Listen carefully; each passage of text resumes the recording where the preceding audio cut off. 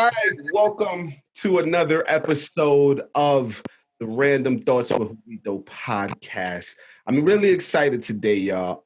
If you know me outside of this podcast world, or if you follow me on Instagram or any social media, you would know there's one thing that I love with almost all my heart. Outside of my children and family, I love the New York Knicks. I remember 1993 when John Starks dunked on Jordan. I was there when Patrick Ewing missed the layup. I was there through the Isaiah Thomas era. I was there when our starting lineup was Galloway, Shved, Bargnani, Lou Admonson, and Lance Thomas. I experienced Eddie Curry. I was there when Brandon Jennings was our starting point guard. I remember crying the day Carmelo Anthony joined the team in his first game. They played the I'm Coming Home intro video. I broke my bed in my home the day he made that three-pointer against the Chicago Bulls for a very meaningless game, but it felt good to us. I guess I'm just a glutton for punishment. And so I want to talk Knicks. And every few months, I'll have an episode directed directly towards the Knicks. And today I am honored and I feel privileged to have this gentleman on the show all the way from YouTubeville, one of, in my opinion, the best Knicks analysts out there. And I'm sure a lot can attest to that. Raw Hebrew Remnant is in the building. This is where we're going to add our fake claps. My man, how you doing, man? How's life? How's the world? How are you doing, my good man? Man, I'm blessed. I mean, with all that's going on out here with this COVID, with all of these things happening in the world, I'm very blessed. I can't complain at all. You know, I'm working. Yeah, I'm able to pay my bills, and a lot of people can't say that. Yeah, man. I'm like I said, I told you this off air, but I got to say it now. You are the next best thing we have is like a real New York diehard fan telling our side of the story, your analysts, your breakdowns, what you offer for the Knicks, how you are able to see the Knicks in a very specific way is brilliant. So to have you on the show is a pleasure, my dude. I want to get down to the beginning before we talk Knicks, before we go into our team, because I'm sure you have a lot to say about the Knicks. Where does this love from the Knicks, for the Knicks, excuse me, where does this love for the Knicks come from within you? And what made you start doing the videos on YouTube about the Knicks? Well, the love comes actually from 1969. That year, I grew up on Long Island, and that year, the New York teams were pretty big. The Jets won the Super Bowl, the Mets won the World Series, and the Knicks won the championship. Wow. And so seems like so long ago. Yeah, it was New York sports. And at that time, Dr. J was getting ready to come to he's from Long Island. He was getting ready to come to Long Island and play for the Nets. So it was on Long Island and New York sports was big time. And so all of us, I was about 8 years old. And that's when I first started playing basketball in the street. And all of us wanted to be Walt Frazier and all of us wanted to be Willie Speed. And so that's where it started. So the podcast, though, as you're aware as a Knicks fan, I just got tired of the stupidity as far as like you get all of these people quoting about the Knicks that don't love the Knicks. Yeah. And everything is always negative, you know. And certain writers, like I remember there's certain writers from like the 90s and 80s that would write for papers like the Post or the New York Daily News. And now they got big time platforms and they was talking mess about the Knicks no matter how good or bad they are, and they still doing it. Yeah. So what happened, I noticed that there were, aside from like, okay, well, you know, I like my boy CP on Knicks Fan TV, and I like my man J. Ellis, I like my man Sim. But there are other guys that run Knicks podcasts that are basically regurgitating the national media garbage about the Knicks, misrepresenting what the Knicks are. Now, we know that the Knicks have made a lot of mistakes, you know, in their history. No question, they made a lot of mistakes, more mistakes than not. Right. But if you're a New Yorker and you like the Knicks, why are you going to be so negative on your team? You know, I mean, like I said, like this particular draft, right? So I don't care. I got my, as you know, from the podcast, I got my from my uploads. I got favorites. I know who I want the Knicks to pick. But I'm gonna tell you right now, if the Knicks, whatever they do, I'm gonna still support. Yeah. Whatever they do, whoever they pick, it's still gonna be my team. And what I'm gonna try to do is bring a positive spin on whatever they do. Okay, so that's where it comes from. So then one day, it was like in August, and I said, man, I'm gonna upload the Knicks thing because I just can't take it anymore. So I just started doing it. And like I said, I'm not doing it for the money. I'm doing it for the love. Right. So like, and that helps me a lot because you never hear me say, please like and subscribe. Yeah. Because like I'm not trying to be hard, but I don't care if you like and subscribe. I'm just exercising my right to express myself on YouTube. That's all. There you go. Yeah, I agree with you wholeheartedly around we don't hear too many voices from folks who love the Knicks in a very specific way. I and that's why I guess I've been drawn to your channel because, like I said, you give the breakdowns and the analysts. You give it in a way that I can tell that you actually watch the games. You actually care about the players. You care about the teams. And like you said, talking trash about the Knicks at this point is just clickbait. Right. If you say something bad about the Knicks, people are going to laugh. I don't see the difference in how we've ran the organization essentially. Right. Because of course, we do have ownership that there's been some stuff with that. Right. But what are we doing differently besides being a bad team than the Sacramento Kings? Then these other teams who've never made it to the playoffs, essentially, they have no consistent win percentage. But it's just cool to talk about the Knicks. Right. And it's unfortunate, and that's why I want to be able to talk about the Knicks every so often on this show, and why I appreciate people like you who, even if it's not necessarily putting a good spin on the Knicks, it's just understanding that we are a work in progress. And if we don't have a few people that care enough to say, I'm not giving up on this team, what are we going to be, right? Look, man, I've watched the Knicks at some of the hardest times, and there's been moments where I've almost given up, but I've always said, listen, let's just stay with it. Let's just stay with it. Raw, let me ask you, what do you think it is about our team that has us lose, besides bad plays? What do you think what do you think it is about the team that just has people not want to see us succeed? Well, there's a couple of things. Let's start with the owner. I'm not a hater of James Dolan. Right. And because I'll tell you what, I respect a man that is able to admit when he makes a mistake and try to not make them same mistakes, or to admit that he's in over his head in knowledge of something. Right. So James Dolan took over the team, and that coincided pretty much with Jeff Van Gundy leaving. Mm-hmm. And so at first, I guess he figured, like most Knicks fans, I'm just going to make the moves that I think are going to be right, and I'm going to tell him what to do. And he had no basketball knowledge. Right. So he's making a lot of dumb moves. Okay. And then the last one was the Carmelo Anthony deal, actually, because if you think about, if you don't know that whole situation, he went out to LA and closed that deal at All-Star Weekend himself. But at the same time, Donnie Walsh was working on a deal to bring Deron Williams to New York from Utah. Mm-hmm. Melo was threatening to go to the Nets. At the end of that season, Melo was going to be an unrestricted free agent, and we could have got him without giving away half our team. Yeah. Now, I love Melo, but that was a bad move on the part of Mr. Dolan. He should have left that to Washington. So I see he's made mistakes that have cost us. But at the same time, see, I look at it more than just basketball. Right. In team sports, there's never been a team that had a black general manager, president of basketball operations, a black general manager, black president, a black head coach, a black assistant coach, a black head of scouting. No other team in team sports has done that. Right. Mr. Dolan did that. He did. So he did. You know what?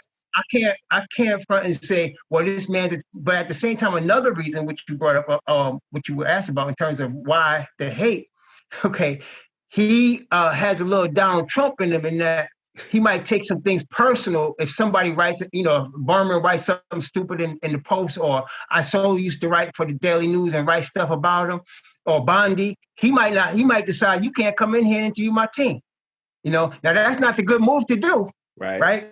For PB, public relations. But he has done stuff like that, and I think that has soured, because the media is like a blood brotherhood, man. I mean, you never see them criticizing each other, except it's for show, right? Most times they're gonna have each other's back like a union. So when he hates on one of them, they all hate on the Knicks. So I think that's a big reason why they piling on the Knicks, and they all calling for Dolan to step down and all that. Yeah, I see that. I see that. And at the same time, for me, bro, I don't see that as a reason to dog a team for 20 years, right? Like, okay, yeah, he got a lot of money, right? And yeah, he may have moments where he's sick of folks talking down on the team or disrespecting the team. So he pushes his power around. But that don't mean treat us like the garbage for 20, 30 years. I don't get that. That's only one part. The other part is, you mentioned earlier, the clickbait. Yeah. Okay. So like you and I, that's why I got tired of it in August, because like I was like that. I see something with the Knicks on, and I wanted to see what they're saying. And generally, it's either negative or it's nothing. It's not even worth reading. Right. So I look on these different sites and see it, and I got tired of that because people use the Knicks name. But look, now the Knicks got 8 million people in the 5 boroughs, not including 4 or 5 million on Long Island, not including New Jersey, Connecticut, upstate. So you're just talking about 15 million people in that area that would fill with Knicks fans, not including people from all over the world. So you put the Knicks name up there, and somebody's going to look at it. So if you're a media and you're getting paid by advertisers, you're going to mention the Knicks. I mean, if you trash on them, how many times did you or I hear Stephen A. Smith say something stupid and get mad and write something back? Well, that's what they want. Right. Because it's weird. It's like when we have those moments where, okay, we passed on Steph, we passed on a specific player, right? We don't never see the folks talk about, dude, 7 other teams did as well. Right. 14 teams passed on them as well. But we didn't get praise that we drafted a Kristaps Porzingis. We don't get praise that we was able to find a diamond in the rough like Mitchell Robinson in the second round. We don't get those praise. We just, when we made a mistake and passed on Giannis Antetokounmpo. Right. If we did, if I'm not mistaken. Yeah, well, he was drafted 19th, man. That's what I'm saying. Everybody passed on him. Right? I mean, it's like Michael Porter Jr. wouldn't show anybody his medicals, right? So 13 teams said, what most fans and what most people, what the media should know, but that's why I'm saying it's just a big sham. But what most fans don't understand, listen, if it's you're the general manager, you could get fired based on a pick. You can get fired, okay? Yeah. And you're not guaranteed to get another job, right? So as far as that, so now you got to make sure this pick is right. If it's not, so somebody's not showing you their medicals, they had back surgery. That's one of the major things that causes a player not to be able to play. You go pass on that guy. You now looks back. Michael Porter Jr. looked like the all-star, but who knew that? Who knew? So now we are in a very interesting time. 2020 has just been interesting for all of us, but very interesting for the New York Knicks when it comes to. I think we are on track to we're transcending upwardly more so than probably any other season, right? We have a new coaching staff. We have a coach that I think is going to change the way people look at the New York Knicks. We have picks. We have young players with upside out the roof. What's your thoughts on this new regime of the Knicks? What do you think we need to have this team be it just above a 500 win team? What's your thoughts on this new look Knicks? Very cautiously optimistic. Okay. Because you look at it, you step back and take a look. Okay, so I could say I think Mr. Dolan has learned his lesson, so he's not going to interfere. I think Walt Perrin was a tremendous hire. Leon Rose was a tremendous hire. And what Rose has done and what he's showing us, Walt Perrin, Johnny Bryant, Mike Woodson, Tom Thibodeau, what he's doing is showing us a commitment to something the Knicks have never done, develop players. They've never done that. So he's showing a commitment to that, and that's very optimistic. So now, what I'm trying to do in my head, I'm trying to convince my listeners to do, separate the noise that you're hearing rumors from what you are seeing with this staff. The staff doesn't appear to be stupid to me. Yeah, The Knicks is the same. The Knicks are an organization on Madison Square Garden, but you got a different crew running it now. And unless you are a Knicks fan, you don't know that. You don't pay attention. So I'm very cautiously optimistic because this crew seems to be a smart crew. They seem to be a development-oriented crew, and we have never had that. We've given, as you know, we've given up on so many players before we had the opportunity to see what they are. It's weird. I was listening to Mello on JJ Redick's podcast, and he said something that just was so perfect. He said, I got the bad end of the stick when it came to the Knicks losing, but if you look at it, I had probably 4 different coaches in 6 years. I had over 100 plus teammates, and over the 6-7 years he was with us, how are you able to create any type of camaraderie, consistency, anything of the sorts when you have a different regime for the most part every time you step foot on the court? It doesn't make sense.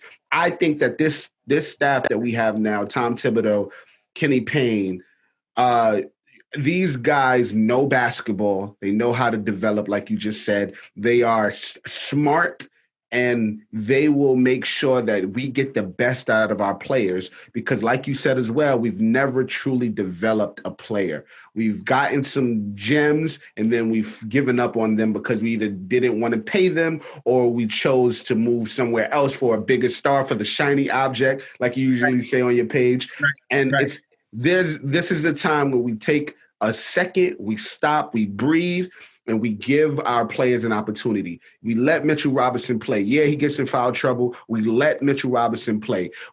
As everyone can see, if you're a Knicks fan, RJ Barrett has changed his shot. Allow RJ Barrett to shoot. Allow RJ Barrett create spacing on the floor for RJ Barrett. So now that he can truly thrive and truly make plays. Like you said, put your foot up Kevin Knox's butt. Right. And I think that's what Tom Thibodeau and his staff will do. Let's not be soft with our players. I think there's a lot of people who are saying, oh, they're nervous because Tom Thibodeau usually runs his guys to the ground. I'm like, these guys are 18 and 19 years old. Okay. I think they have it in them enough to be able to have a full out practice. They got the energy, man. That's right. They got the energy. So, in this new look, Knicks, within this new space, the draft is coming. We have the 8th pick. So for the first time in years, the Knicks, we own our pick, and we have some other picks for the future as well. That's right. We have the 8th pick. We have the 27th pick that we acquire from the Clippers in the Marcus Morris deal. And then we have the 38th pick. In your expertise of our Knicks, in your expertise of the NBA, what do you think we should do, or what do you think we're going to do when it comes draft time? Okay, so looking at this draft, a couple of things. You have to start off looking at what you now have as a team. Right. What do you have? Now, I'm gonna discount all the people that say they're Knicks fan and hate their own players. So I'm gonna forget about them for a second. Please, thank you. Looking at what you're walking in, Thibodeau's walking in, your staff is walking in. What do you have? And that's what Thibodeau said. He said, I got to see what I have. That's what they asked him. You have Mitchell Robinson, 22 years old, second year in the league. Top 10 in block shots, just set the record for field goal percentage, runs like a gazelle, covers ground on defense better than anybody I have ever seen except Bill Russell in terms of covering ground on defense.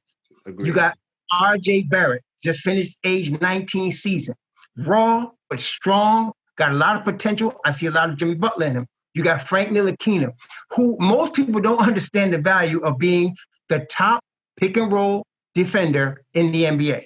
The top pick and roll defender, statistically, that's not my opinion, that's statistics in the NBA. Okay, you got him at the point of attack.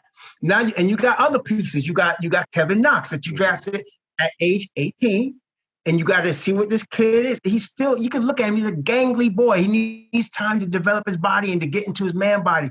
So that's what you're walking in the door with. Right. Now, what you want to do is when you draft a player now, and you're looking at a draft where there is no true superstar in this draft. They hype LaMelo Ball. I know they hype Wiseman and Edwards, but all of these kids got a lot of flaws. there's no Luka Doncic in this draft. Mm-hmm. Now, that being in the case, you definitely have a lot of solid role type players. Yeah. There's no need to take a flyer. You can add a young 19, 20-year-old, 21-year-old kid that's going to solidly fit in with what you got with the youth that you now have. So now that's what I'm saying. At 8, I'm looking at a Vassell. Age, he's going to be 20 in a couple of weeks. Oh, no, he just turned 20 in August. This kid plays elite defense. Yeah. Elite defense. He is so high IQ on the defense, man. You got to watch. You got to know what you're watching when you're looking at his videos, but he is so high IQ on the defensive end. It looks like he's taking risks, but you know what it is? He already knows what the offense is going to do. He's already studied their plays, and he knows what they're going to do. So he's anticipating a move, and sometimes he gets caught, but the boy is elite on the defensive end. Nice jump shot. It translates at high release point. I want him. But to me, honestly, he's better than LaMelo, Edwards, Killian.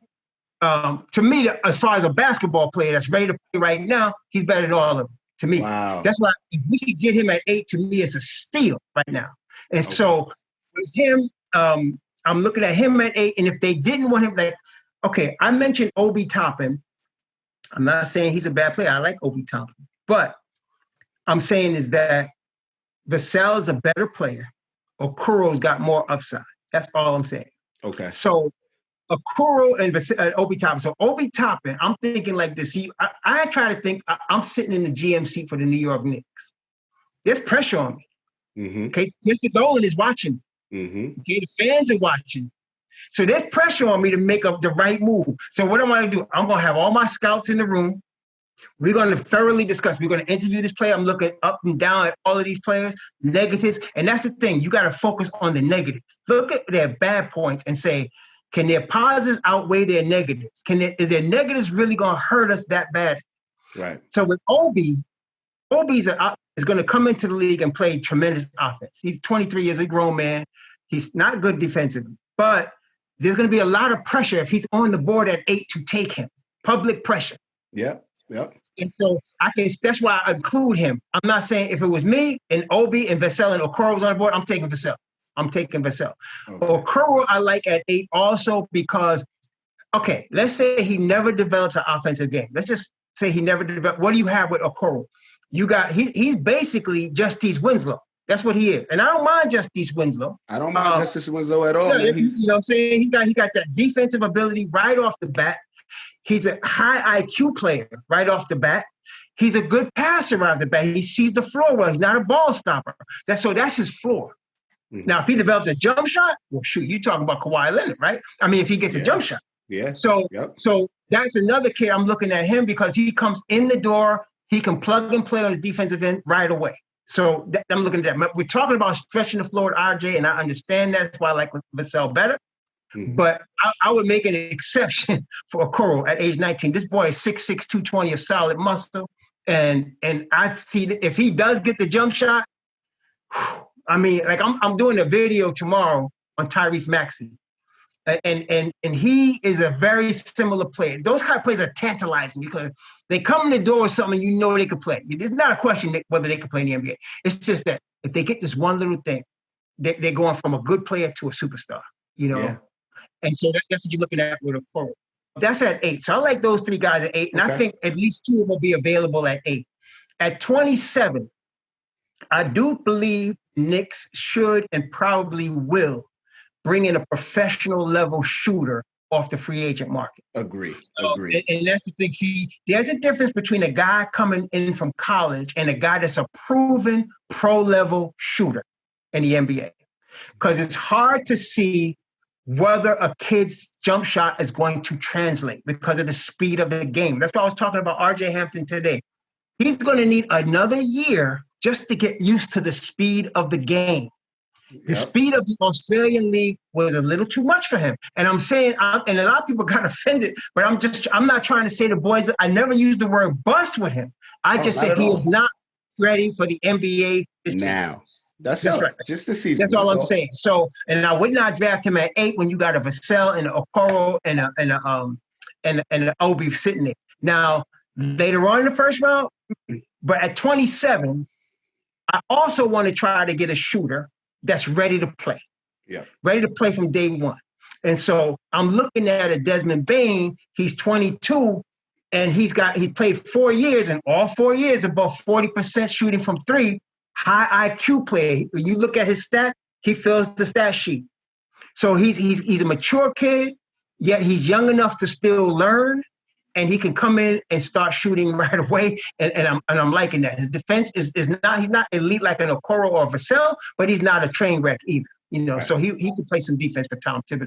I'm also looking at this thing on Malachi Flynn. I think Flynn is asleep. Your video opened my eyes up to Malachi Flynn. I think he's a sleeper, man. I think he might be there at 38. But okay, this is what I like. I'm gonna give you a quick story. Like when the Knicks interviewed Trae Young, I saw some games. I actually watched some of his college games at Oklahoma. I saw some of his games, and I mean, I was impressed with his shooting range, his ball handling, of course. His vision. Of course, I knew he didn't play no defense. But I want to tell you, this is going to sound crazy, but this is one of the things I look at. When they interviewed him, the Knicks media interviewed him after he did his workout. There was a look in that boy's eyes that said killer. Okay, some people got that look in their eye. Stephen Curry has it. It's a look. Westbrook has it. That look says, if we close in the end of a game and it's close, I'm going to kill you. I'm going to take the shot and kill you. I want to break your heart. He had that look in his eye. Okay, and I said, damn, So when I saw Flynn, I see it. You see what I'm saying? Okay. See, so he's that guy that says, I don't care if I'm in Madison Square Garden or in your backyard, I'm gonna kill you. And so that's what I like him at 38. I like him at 27, but I'd rather have Bane because he's 6'5", 215 solid right now, and his body could take that grind. Okay. What do you say to the folks who are very point guard driven when it comes to this draft? Honestly, Rob, I don't know if it's the media that has me or just all the talk. I'm kind of all in on LaMelo. I'm not going to lie. I don't think we've ever had a point guard who can see the floor the way he does, who is as dynamic as he is. He can't really shoot. His defense is horrible, but his upside is through the roof. That's for me. And, really taking a step back and watching all the other draft picks, it has me like, I'm a little wary with it, but I kind of like LaMelo. What's your thoughts on people saying we need to go get a Kira Lewis, we need to get a Killian Hayes, or even a Halliburton? What's your thoughts on that? Okay, so let me start with LaMelo real quick. I'm not saying LaMelo's boom or bust.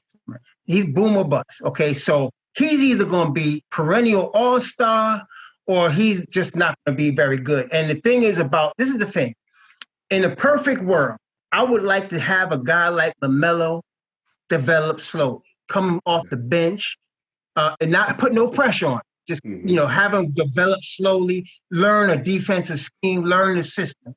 I would like to do that. But if you draft LaMelo, you're going to have to start him, okay? Yeah. He is going to be a train wreck on defense. There was a guy, what was this guy that we had starting at point guard? They used to play for Toronto. Jeremy Lin threw it in his face from three. Remember that guy? He's a Spanish cat. He Pablo Prigioni? No, not him. There's another guy. No, this guy was from, I think he was from Spain too. He was a nice guy. He played for Toronto, starting point guard, and Jeremy Lin hit that last second shot in his face.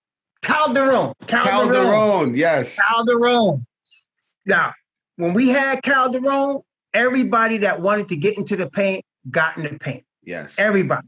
Because Calderon was a nice, fundamentally sound guy, but his foot speed was horrible. Anybody that wanted to get in the paint against us was looking like an all-star. And that's what I see with LaMelo. If LaMelo's at the point of attack, we're going to get killed. They're going to, whoever's got, it could be, I'm telling you, you're going to see Ish Smith like an all-star playing against LaMelo Ball on the defensive end. Do you think that LaMelo has an opportunity, given the right coaching staff and the right, do you think he has the right dynamics to be a better defender, or you think it's kind of, that's it with him? We got what we got with him.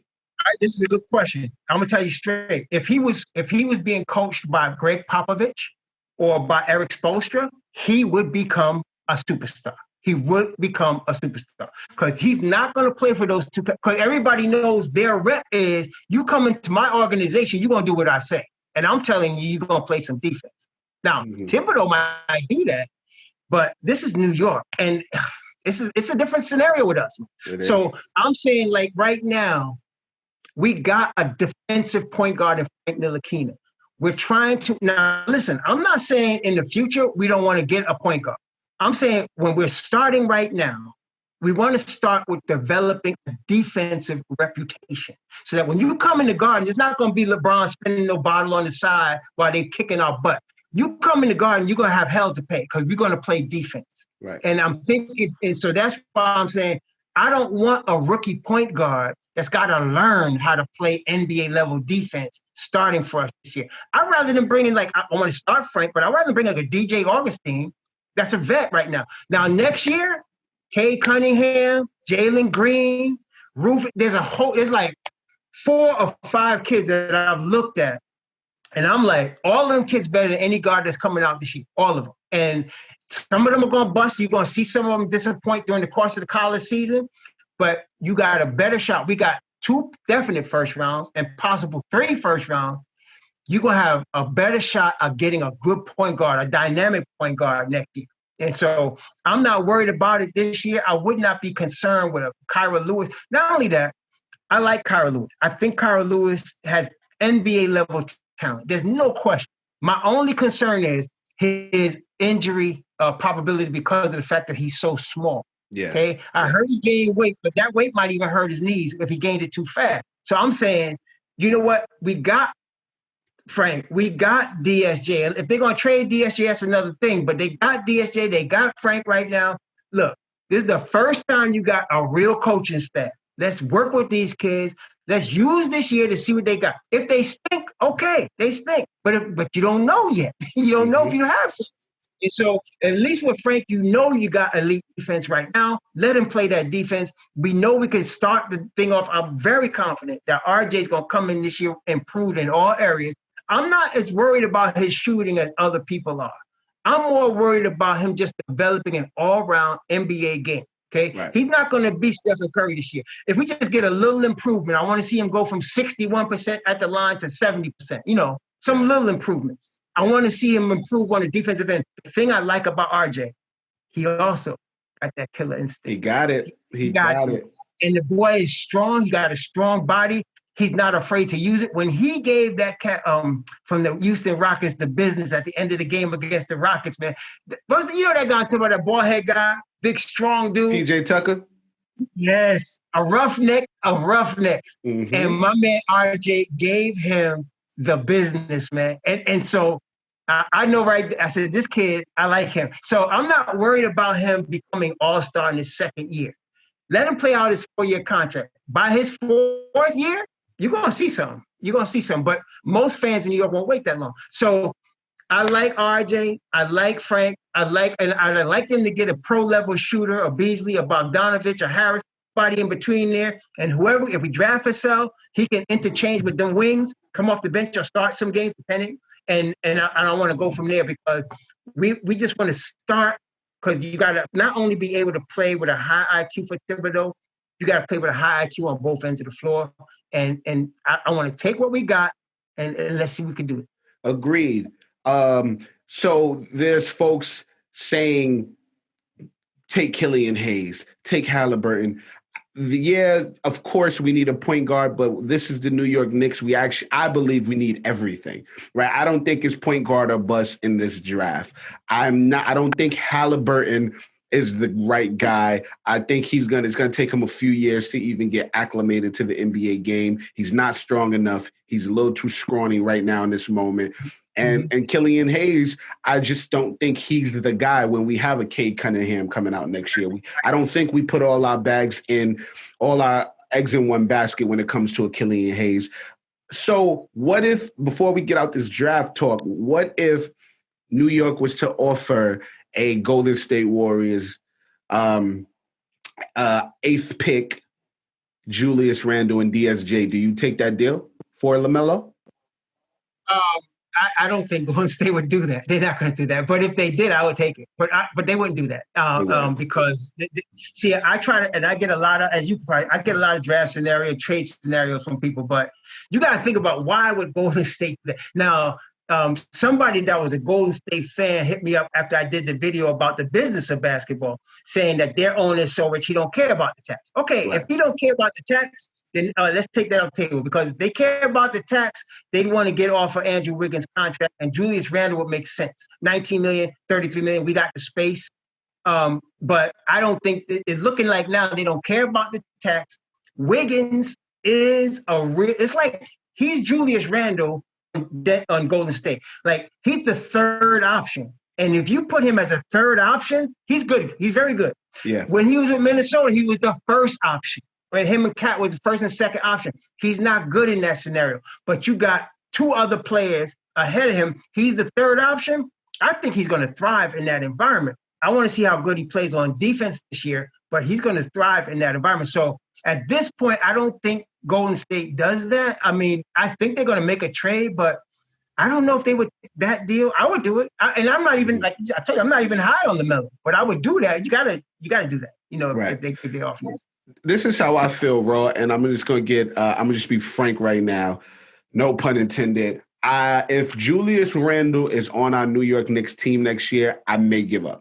Possibly. Listen, and I'm telling you, I have the tattoo. Dude, if Julius Randle is on my team next year, bro, I think I'm out of here. What's your thoughts on Julius Randle? Do you think he will be traded? God willing, he is. What's your thoughts on Julius Randle?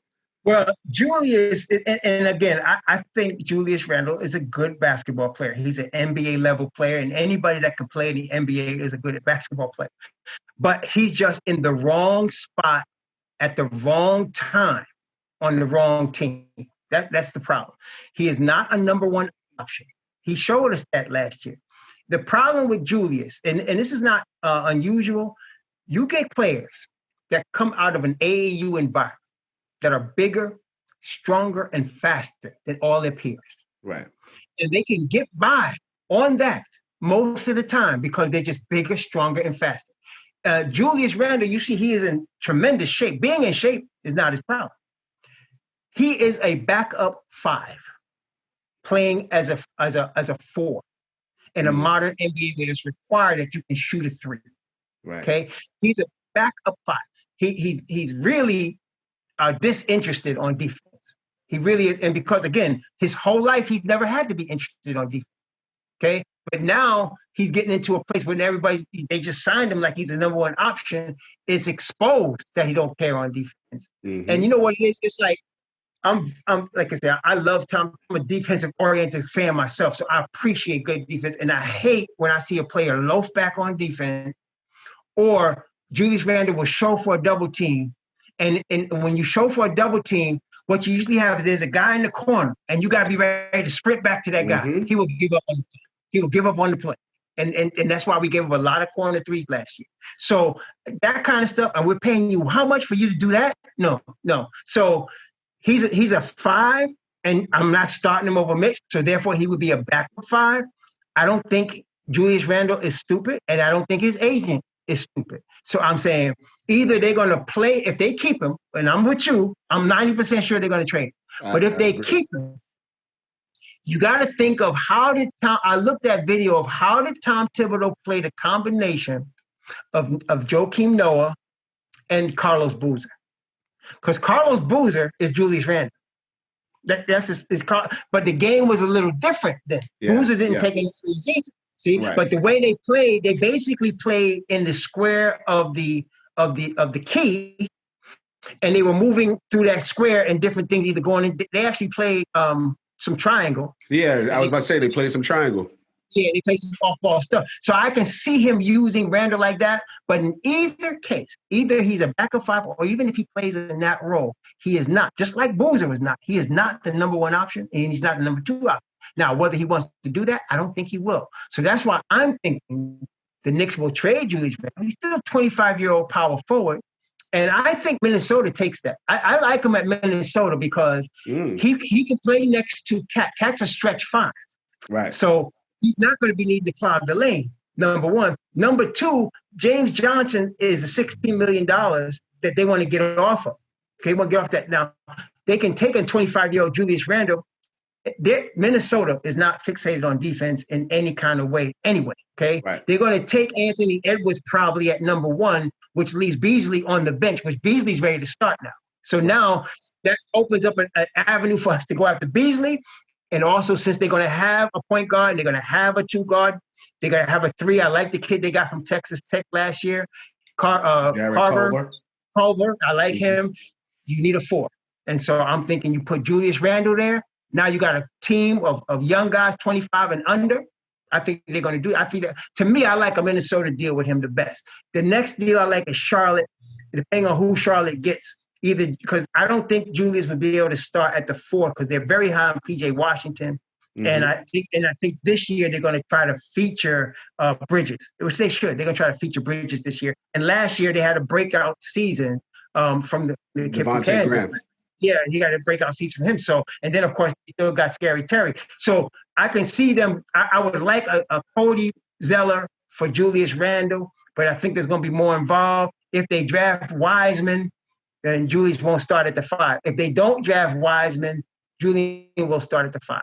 So Julius will start. So I like the Charlotte deal, and I like Minnesota. I think there's probably a 90% chance he gets traded, and the Knicks should trade him. I think he will want to trade. Because he's going to want to be the main. Right. I was going to say he was brought onto the team as a clear number one option for some reason. Not sure why. Because he did put up 20 and 10 in the Pelicans. But as you said, he was not the number one option. He was the second or third option after, Anthony Davis and Jrue Holiday. He's here. He was here as a first option. It was horrible. And now I don't see him taking a back seat. Right, I see him going somewhere else and accepting the third option position. I don't see him doing that here, and I hope he chooses not to. And I hope we get him out of here. That's just my thought. Yeah, because I'm sick of his face. I can't see him here anymore. And nothing against the man, but I'm sorry. If I see another spin into the lane, I'm out of here. Yeah. If I see him spin into that lane, and I saw, hey, Raw, I went to if it's 42 games, however many home games, I went to about 30 of them. And I sit kind of close. So I got to see that in 3D. It looks worse in person, I'll tell you. It looks worse in person. So there's been talk about, this has to be the dumbest rumor around, but trading Mitchell Robinson. What do you think? I think that Mitchell Robinson and RJ Barrett can be and has a real great possibility of being a cornerstone to our team. What do you say to the folks who are saying trade him for whatever? I think it's ignorant, and I think it's the same old Knicks doing the same old Knicks. I think it's time we trust these guys and we allow them. Like you said, he had the highest field goal percentage in history of the NBA. The history of the NBA. That's right. Unprecedented. So what's your thoughts on RJ and Mitchell being the cornerstones to the Knicks? Well, okay. See, we stepped in it when we drafted Mitchell Robinson in the second round. He's a first-round talent, and we got him in the second round. He's only finished 2 seasons. To even think about trading him now is short-sighted and a waste of time and energy. They put 2 years. 2 years. It might not have been good development, and I admit he got more development dealing with DeAndre Jordan than he got from anybody on the Knicks. But he learns fast, and so to me, the ability is. And first of all, okay, I think even people that don't like him can agree he offers rim protection. Yes, he offers rim protection at an elite level. He's a rim protector. But to me, aside from the rim protection, what he does, like I said, the way he can cover ground, I can't stress how important that is. When you are scrambling in defense and 5 men are on a string, and you got a guy in the corner, and that guy knows that wherever Mitchell Robinson is, he's going to get to you. That's going to affect his shot. So, and it does. So, to me, it's very short-sighted to talk about even consider. That's why this is the thing. People think because I say you shouldn't trade RJ, you shouldn't trade Mitchell, you shouldn't trade Frank, especially RJ and Mitchell. is because of this. It's not that no player is untradeable. It's not that. It's that we're saying we're having a new culture. Right. We're saying we're into development. If you're in, and let's just take Mitchell Robinson's name off it. It's player X that you just drafted 2 years ago that has ability.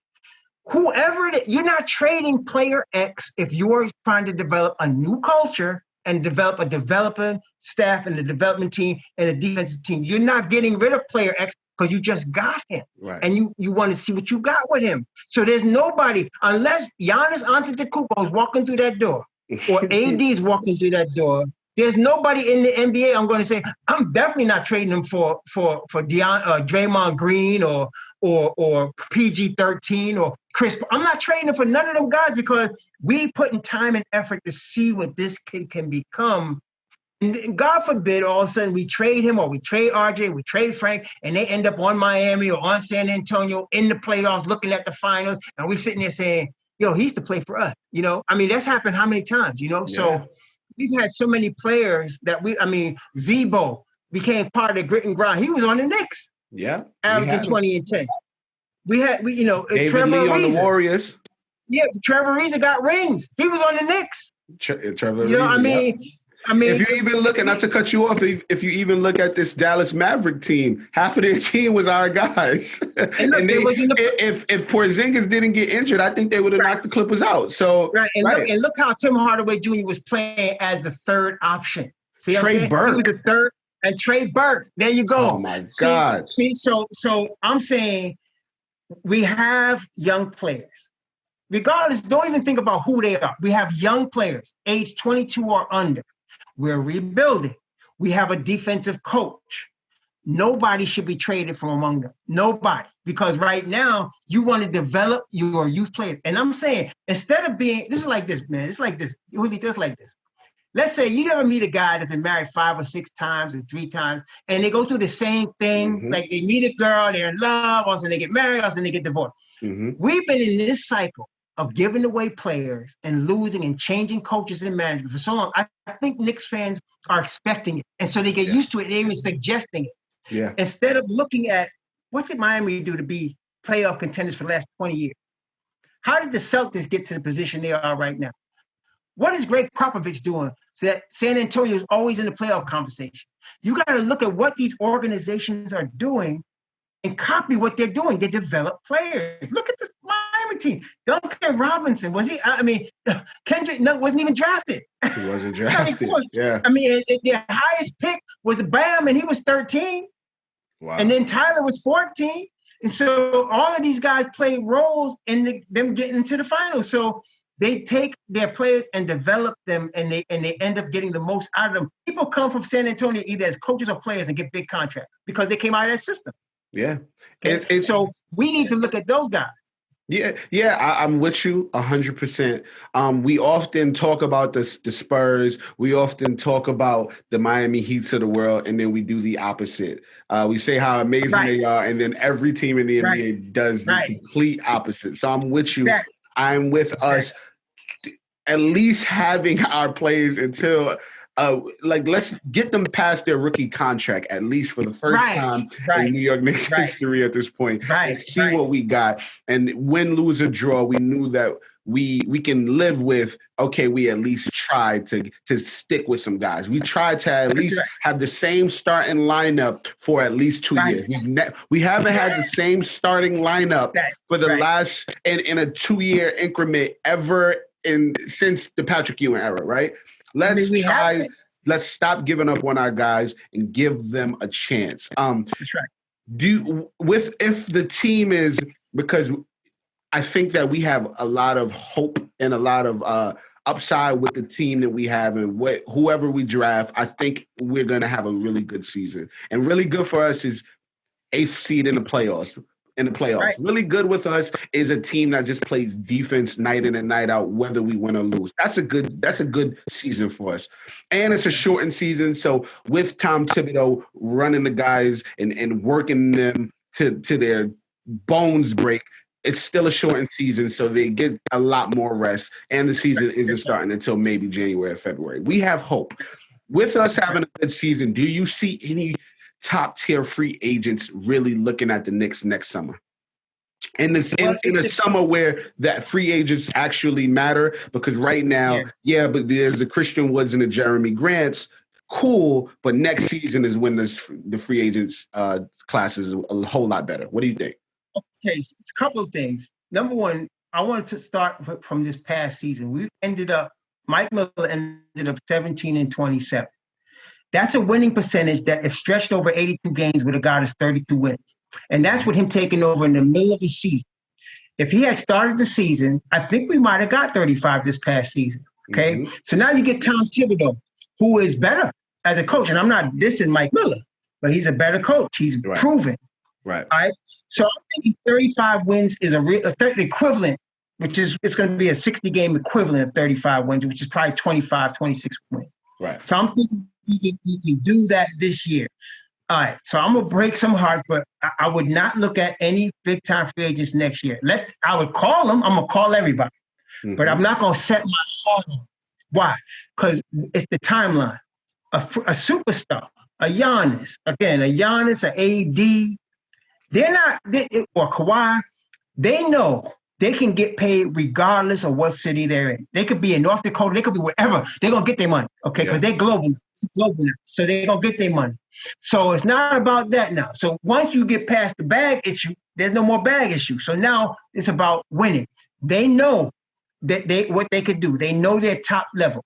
They want somebody or a team that they can plug into that's going to get them to the championship. They want a chip.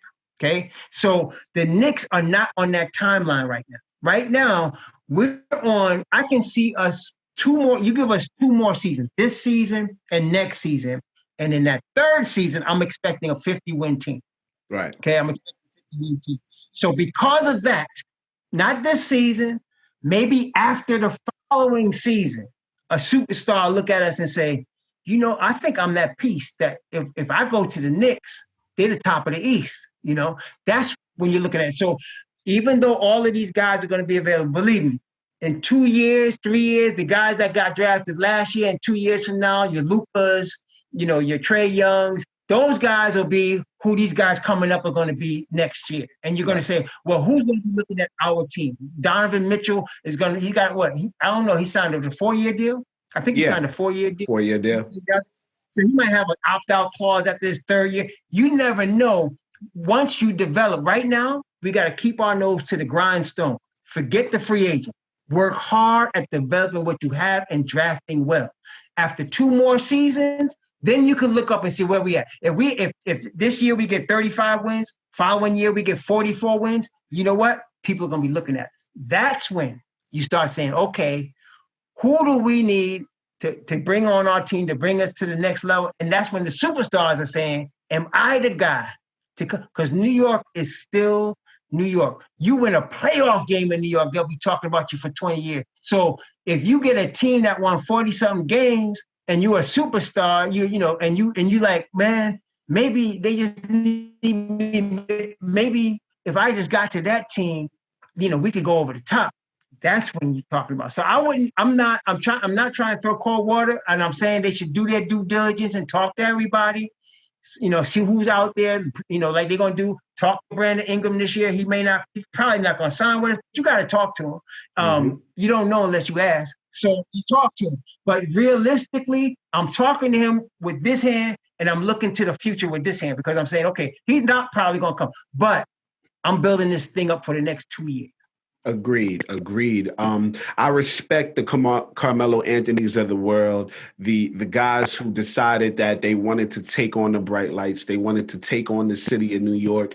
Unlike some other guys that I won't say their names, they weren't ready for these bright lights, right? But I respect the guy who wants to come and be the king, because I believe the person who brings a championship to the New York Knicks will probably go down as one of the greatest ever, whether it's their first championship or not. So I'm excited to experience free agency, but I'm more excited to really stick with our guys and see what we can do. Before we get out of here, Raw, every episode I do a random thought of the week where I allow the supporters, I call my supporters the randoms. I allow one of the randoms to pose a question or a thought to us to me and my guests so we can discuss it. And this week, shout out to my fellas. We have a Knicks chat where we talk every day on WhatsApp. Okay. We call it Chatrick Ewing. Okay. Shout out to all my guys in the Patrick Ewan chat.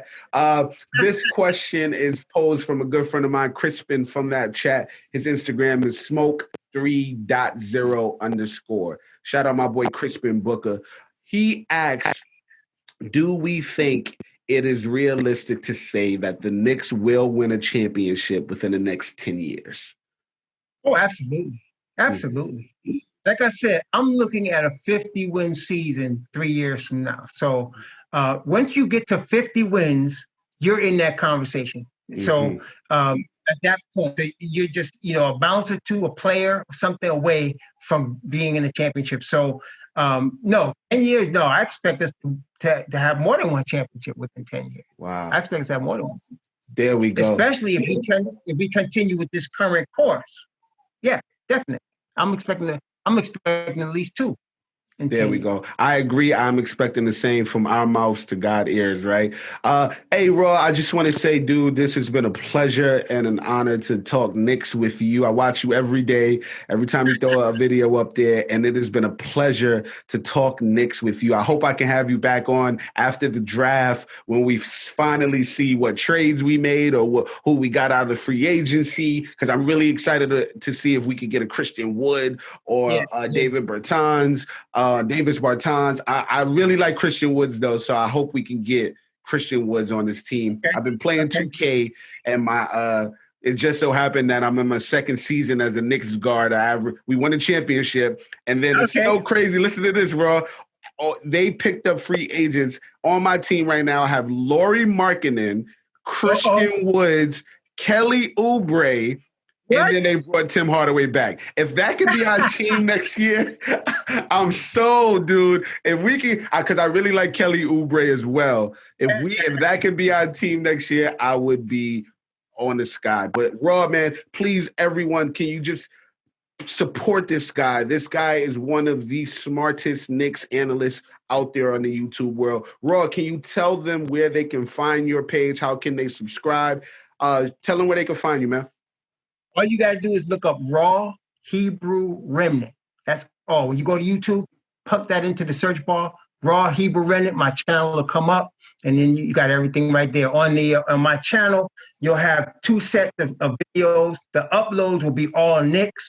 The live will be all my Bible studies. So if you're not there for Bible studies, just look at uploads and you'll get all the Knicks content. There we go, man. Whatever you need from me, my brother, feel free to always reach out. You are a blessing. I can't wait to see what you do in this Knicks world, especially once the right people start to get a wind of you. But right now, I think you have a really cool cult following of folks who really root for you and really go hard for you because they love what you do. And I love what you do as well. Thank you so much, man. Blessings to you and your family. And I hope I get to chop it up with you again soon, especially after this draft finishes. I will see you soon, my brother. Thank you, man. Thank you, brother. Thank you, Julito.